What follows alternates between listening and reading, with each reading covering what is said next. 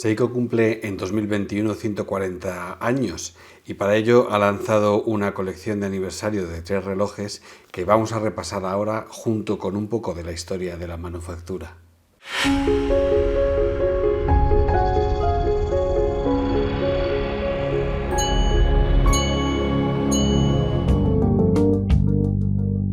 La gran mayoría de las casas relojeras suizas se fundaron en la segunda mitad del siglo XIX, algunas incluso en el siglo XX, y el caso más significativo es Rolex.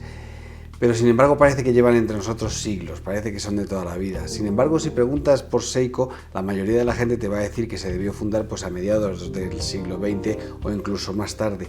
Esto es porque hasta la llegada del cuarzo, que la propia Seiko inventó en los años 70, que casi acaba con la industria suiza, como ya sabemos. Sin embargo, Seiko es tan histórica como la mayoría de las casas relojeras suizas porque se fundó en 1881, nada menos. Es decir, por ejemplo, 5 años después que Audemars Piguet, para que nos hagamos una idea. Kintaro Hattori, que es su fundador, tenía 21 años cuando creó la Kintaro Hattori Corporation para vender relojes de pared y de bolsillo, y solo una década más tarde fundó una fábrica para fabricarles sus propios relojes a la que llamó Seiko-sha, es decir, la casa de la precisión. Lo que quiso es crear sus propios relojes, pero además dar una formación continua a sus empleados, a los que no solo formaba como relojeros, sino incluso formaba culturalmente, los daba la educación secundaria. En 1895 Kintaro trasladó su fábrica a Ginza, que es un barrio central de Tokio y que hoy en día es el barrio del lujo de Tokio. El edificio que creó tenía una torre con un reloj que todo el mundo pasó a conocer como la Torre Hattori, y el reloj servía de referencia a todos los viandantes para saber la hora. En ese 1895 Seiko-sha ya estaba exportando y para 1911 acaparaba ya el 60% del mercado nacional. Tras sus viajes por Occidente, Kintaro volvió a Japón con el convencimiento de que tenía que modernizar su fabricación y aunar todos los componentes bajo un mismo techo. Para ello empezó a mecanizar toda la producción y el resultado de esto fue que pudo producir relojes que estaban considerados de muy alta calidad. Su primer reloj de bolsillo fue el Timekeeper, al que siguió el Excellence y luego el Empire, un modelo que estaba muy bien considerado hasta el punto de que se fabricó sin pausa durante 26 años. En 1913 Seiko presentó su primer reloj de pulsera, al que llamó Laurel, todavía no tenía el nombre de Seiko puesto en la esfera, con una estética que Seiko ha recuperado en numerosas ocasiones, como por ejemplo en este reloj que podéis ver aquí. Pero el 1 de septiembre de 1923 ocurrió la tragedia conocida como el Gran Terremoto de Kanto, un terremoto que casi alcanzó 8 grados en la escala de Richter y duró entre 4 y 10 minutos. Ocurrió durante la hora de la comida, lo que quiere decir que muchas casas tenían los fuegos encendidos en ese momento, casas que estaban en su mayoría hechas de madera, con lo cual los fuegos que se provocaron fueron muy rápidos y muy abundantes. Murieron 140.000 personas, pero para que nos hagamos una idea de la magnitud de la tragedia, ocurrió, por ejemplo, que unas 40.000 personas se refugiaron en el depósito militar que había en Tokio, pero ocurrió que se formó un tornado de fuego, es decir, un tornado que se forma porque se unen las altas temperaturas del fuego con vientos muy fuertes. Un tornado que tenía 180 metros de altura, casi 300 metros de ancho y que giraba a una velocidad de 200 km por hora. En 15 minutos habían muerto esas 40.000 personas calcinadas. Otros muchos murieron al intentar escapar y verse atrapados por el asfalto que estaba fundido. Es decir, una auténtica tragedia humana y económica que obligó a reconstruir Tokio entero. La fábrica de Seiko también quedó destruida y como testimonio de la destrucción han quedado este manojo de relojes fundidos y pegados entre ellos, irreconocibles. Unos cuantos meses después del terremoto, Hattori publicó un anuncio en el periódico que decía: como los relojes de bolsillo y de pared de nuestros clientes fueron destruidos por el terremoto, los sustituiremos por otros nuevos sin coste alguno. Este gesto hizo que la gente tomara mucha confianza en la marca.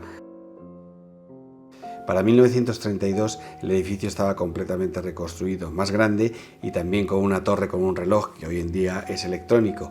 Y ahí sigue el edificio en medio del barrio de Ginza como uno de sus símbolos más reconocibles.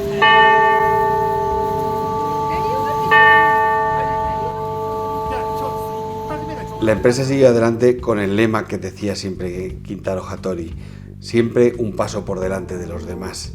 Y con ese paso hacia adelante ha llegado a cumplir estos primeros 140 años que ahora celebra con una colección que vamos a pasar a revisar ahora.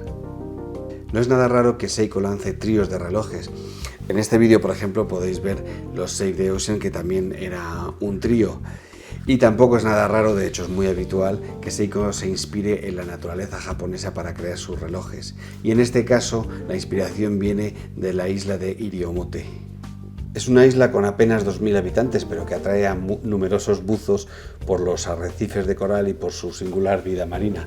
Pero lo más llamativo de la isla son los manglares que la rodean. Unidos a la frondosidad de sus montañas y valles, es ese verde profundo que resulta casi el color uniforme de la isla el que ha servido para crear estos relojes. El primero que vamos a ver es el SLA 047J1, que es el heredero del famoso Marine Master.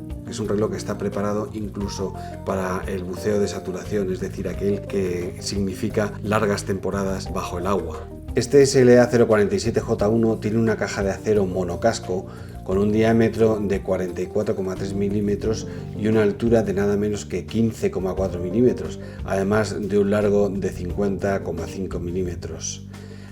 Pesa nada menos que 222 gramos. A pesar de estas dimensiones y de este peso, es un reloj que se lleva muy bien en la muñeca, porque está basado en el diseño del reloj de buceo de 1968, que era un diseño muy bueno, pensado para estar mucho tiempo en la muñeca, con muy buen equilibrio, y de verdad no parece tan grande como es. Pesa, pero no parece tan grande como lo que es.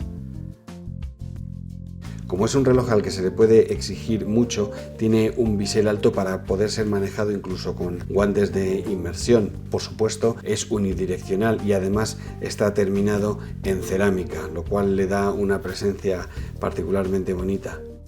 Por supuesto, tiene un cristal de zafiro con tratamiento antirreflectante en el interior. Mirando el reloj te das cuenta de la sensación de profundidad que da la distancia entre el cristal y la esfera, que además está realizada en verde, como ya he dicho, que Seiko sabe hacer muy bien los tonos verdes y sirve muy bien para resaltar los demás elementos de la esfera, los índices y las manecillas. Hay un detalle que se ha añadido a toda la colección Seiko Prospex 140 aniversario. Junto a la ventana de la fecha se ha añadido una pequeña sección luminescente que no está en otros modelos. Yo personalmente debo reconocer que no me había dado cuenta de que estaba ahí hasta que no vi el reloj a oscuras, lo que quiere decir que está bien integrado y además sirve para que no haya tanto espacio en la oscuridad entre las 2 horas y las 4 horas. Así que a mí personalmente agradecido porque se haya incluido. Por supuesto, todos estos relojes están tratados con LumiBrite de manera generosa, así que la lectura en la oscuridad no tiene ningún problema. Y concretamente en este SLA 047J1 también se ilumina la primera parte del bisel, la de los primeros 20 minutos. Por dentro se mueve el calibre 8L35, que es un movimiento desarrollado específicamente para relojes de buceo de altas prestaciones. Está ensamblado en el estudio Shizukuishi, que es donde también se ensamblan los Grand Seiko. No se ve el movimiento porque en todos estos relojes hay una tapa trasera que cierra el calibre y que va decorada con la famosa ola de Prospex. El brazalete, que tiene secciones pulidas, lo cual recuerda también a los brazaletes de los Grand Seiko, trae un extensor bastante largo para los trajes de neopreno, que además es muy fácil de utilizar. Simplemente se mantiene sujeto el cierre del brazalete y se puede mover. En el momento en que se suelta, queda fijo. El SLA 047, como los otros dos modelos de esta colección, viene además con una correa de silicona verde, y ya sabemos lo buenas que son las correas. Es una edición limitada a 3.000 unidades con un precio de 3.480, así que con ese precio y esas características pocos competidores va a tener dentro de este segmento de relojes para buceo de saturación. El siguiente reloj de la colección es el SPB 207J1, que es también un reloj de buceo certificado, como su hermano mayor.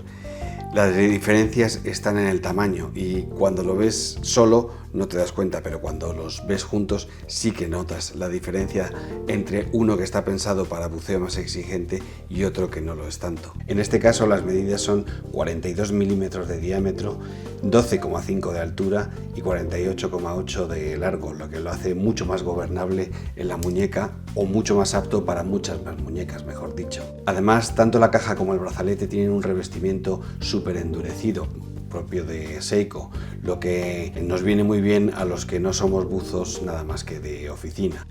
Como las formas del reloj también están inspiradas en el modelo de 1968, el reloj en la muñeca resulta igualmente atractivo. El bisel no es de cerámica, pero la verdad es que tiene un aspecto excelente. De hecho, yo no me había dado cuenta de que no era cerámica hasta que no supe que no era de cerámica, porque Seiko no dice que sea de cerámica, pero la verdad es que queda fantástico. Así que si es otra vez de acero endurecido, la verdad es que el trabajo de Seiko con él ha sido excelente. La esfera, por supuesto, tiene el mismo fondo verde y los elementos son muy parecidos a los de su hermano, pero son más refinados. Por ejemplo, las manecillas están facetadas y por un lado satinadas y por otras pulidas, lo cual con ese contraste hace que a plena luz del día sea aún más legible. El segundero recupera la configuración de semáforo que tenía el modelo original del 68. La hermeticidad está garantizada hasta 200 metros, con lo cual es más que válido para cualquier aventura en la que ni siquiera soñemos meternos. El calibre en este caso es el más que conocido 6R35. No funciona a 4 Hz como el de su hermano de colección, sino a 3 Hz, pero está más que probada su durabilidad y su fiabilidad, además de los buenos resultados que da en cronometría. El brazalete tiene un cierre de acero sólido, no es el chapado habitual, y además tiene un pequeño extensor que puede añadir cerca de 2 centímetros a la muñeca. En este caso es una edición limitada a 6.000 unidades con un precio de 1.475 euros, que además añade una correa de silicona verde. El último de los modelos es el SSC 807J1A, que es un modelo de carga solar. Los modelos que se cargan por la luz son más que conocidos por Seiko y dominados, porque el primero que presentó fue en 1978. Y domina tanto la técnica que ha conseguido que este reloj tenga una autonomía de hasta 6 meses cuando está plenamente cargado, y que para que se cargue solo necesite los 3 pequeños registros que aparecen a las 3, a las 6 y a las 9. Eso hace que la esfera tenga la mayor parte de la superficie cubierta de verde, con lo cual el reloj no desentona en la colección con sus otros dos compañeros. La caja de acero tiene unas medidas que están muy bien, porque tiene un diámetro de 44,5, una altura de 13,7 y un largo de 51,6 milímetros. Tiene la forma de los modelos Sumo, que resulta tan atractiva, y a pesar de ser un cronógrafo, es también un reloj de inmersión certificado, con una hermeticidad garantizada hasta los 200 metros. El bisel es, por tanto, unidireccional, es de aluminio anodizado y la marcación de los minutos está en el flanco que se inclina sobre la esfera. Eso hace que dé mayor sensación de profundidad al reloj. En la esfera encontramos, como decía, 3 subesferas. A las 9 está el pequeño segundero, a las 3 un indicador de 24 horas y a las 6 el contador de 60 minutos del cronógrafo. Este contador, cuando no está en funcionamiento, muestra el nivel de carga, F completo y E vacío, de full y empty. Como es un reloj de buceo, los pulsadores del cronógrafo están roscados, de manera que así se puede evitar una pulsación accidental bajo el agua. Este crono solar es una edición limitada a 8.000 unidades con un precio de 830 euros, así que para todo aquel que quiera un reloj que pueda usar todos los días en cualquier circunstancia y sin preocuparse de dar cuerda ni nada, ni de cambiar la pila, este es un reloj perfecto que además queda muy bien en la muñeca. La verdad es que lo más difícil es elegir cuál de estos relojes te comprarías, o el gran buzo histórico, o el que es también buzo pero más ciudadano, o este último que es más para todos los días. ¿Vosotros con cuál os quedaríais? No olvidéis visitar horasyminutos.com para ver más artículos con fotos en vivo y vídeos de relojes de Seiko, de darle a like si os ha gustado este vídeo y de suscribiros al canal si os parece interesante y de darle a la campanita para que os avise cuando haya nuevos vídeos y de seguirnos en las redes sociales. Un saludo y hasta el próximo vídeo.